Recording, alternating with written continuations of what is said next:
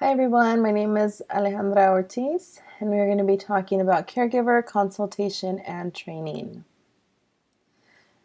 So in this section, we'll discuss some tips on effective caregiver consultation and training.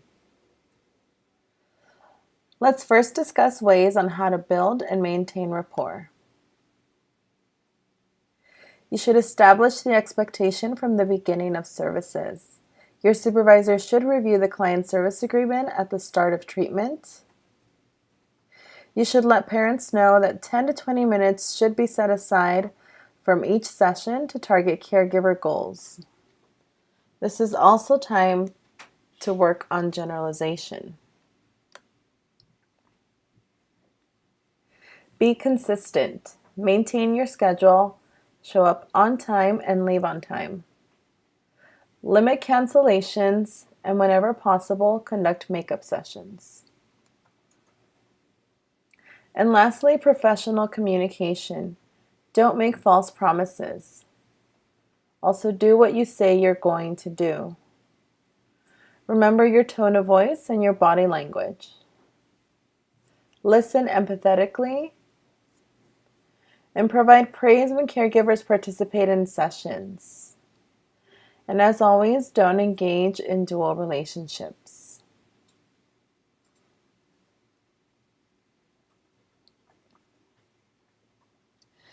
Let's discuss some tips on running caregiver goals. If you are running a skill acquisition goal, you want to create some motivation. Let the caregivers know that your client has mastered the skill with you and it is ready to be generalized to other caregivers. Model the skill for them, so let them see you run the goal with the client first. And lastly, provide verbal praise for any participation from caregivers. If you're implementing a BIP, you want to explain the strategies. Make sure that parents understand what is expected of them. You also want to provide verbal praise for any participation, even if the strategy doesn't work. If the participant displays maladaptive behaviors, coach the parents throughout the behavior. Provide verbal praise for their continuous implementation of the BIP. And reassure parents, let them know that you are still in control. And when possible, debrief with caregivers. You should discuss what happened, what the client did, what you and the caregivers did, and how it can be changed for the next time.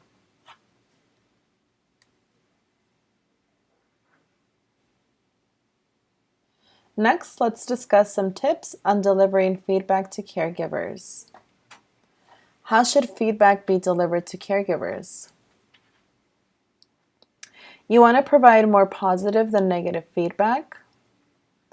As a general rule, you should use 80% positive feedback and 20% negative or constructive feedback. Remember, too much negative feedback may serve as a punisher for their behavior. You want to provide as much specific verbal praise as possible, so let them know what they did correctly. So for example, "That was awesome how you prompted him to ask for juice, Mom." You also want to provide immediate positive feedback. And if you need to deliver corrective feedback, try to do it before the next opportunity arises. So for example, "Okay, Mom, this time when you prompt him to ask for juice, have him use a full sentence instead of just one word." And lastly, you want to provide a brief recap during your checkout. While you're reviewing client progress, also provide verbal praise for their participation in session.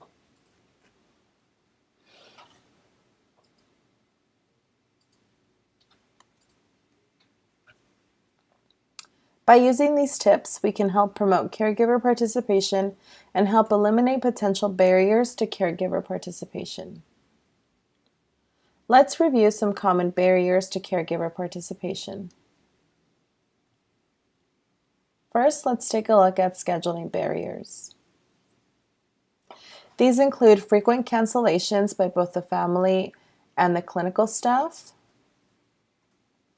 Frequent cancellations lead to a decrease in utilization of hours and a decrease in treatment implementation.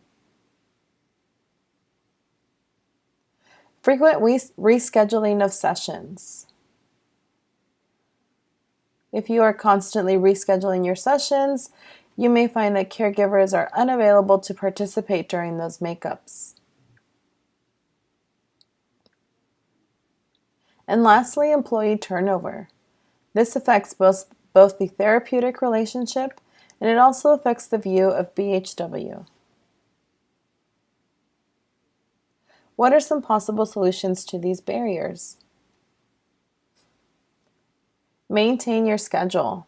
If you need to cancel, inform the family ahead of time and make arrangements for makeups as early as possible. Also, in order to avoid employee burnout, make sure you have you time to de-stress and take care of your mental and physical health. This job is not easy, but you can leave a lasting impact on a family. Let's make it a positive one.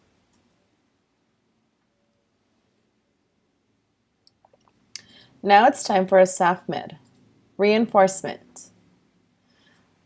The process in which the occurrence of a behavior is followed by a consequence that results in an increase in the future probability of that behavior.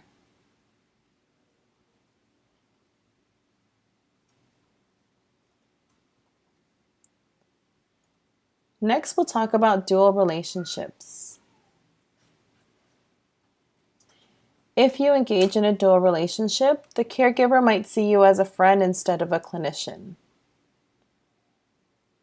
Whenever you are making clinical recommendations, they might consider it as friendly advice. Client progress may also be affected with dual relationships. The therapeutic relationship, as well as the view of BHW, is also affected by dual relationships. What are some possible solutions to dual relationships? Always maintain professional boundaries. Redirect conversations back to the client and the goals. Always put the client's need first. When you engage in conversations with caregivers, ask yourself, how is this related to the client? If it is not related to the client, you should move on and redirect the conversation. And when in doubt, contact your supervisor.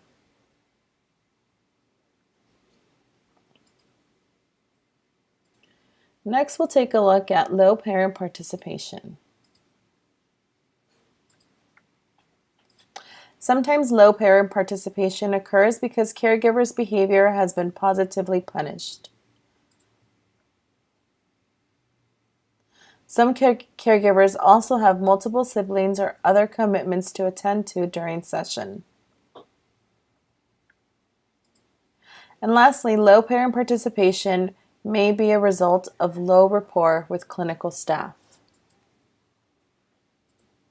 What are some solutions to low parent participation? You want to provide more verbal praise than corrective feedback. Try to incorporate siblings into session as much as possible. You also want to prime caregivers and let them know when they should be involved in session. Sometimes you may need to rebuild rapport. And when in doubt, contact your supervisor.